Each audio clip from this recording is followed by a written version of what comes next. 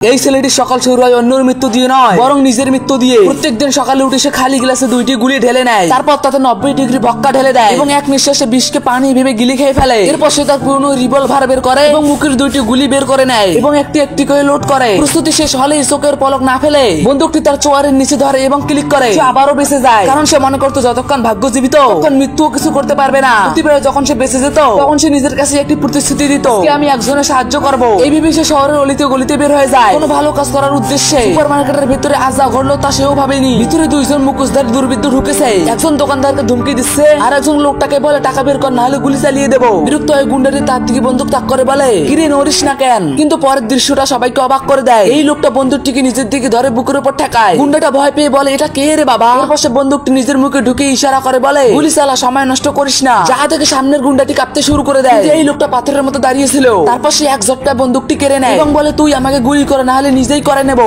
তখনই আরেকজন গুন্ডা ছুটে আসে, কিন্তু এই লোকটা তাকে এমন ভাবে ধরলো যেন ছাগলের কান ধরতেছে। 3 সেকেন্ডের মধ্যে সে গুন্ডাটিকে মাটিতে ফেলে দেয়। সে চলে যাচ্ছিল, তখনই তার মনে পড়ে আজকের ভালো কাজ তো এখনো বাকি। তাই সে পকেট থেকে গুন্ডার টাকা বের করে সোজা দোকানদারের হাতে তুলে দেয় এবং বলে, এই নাও ভাই, আজকের ভালো কাজ শেষ হলো।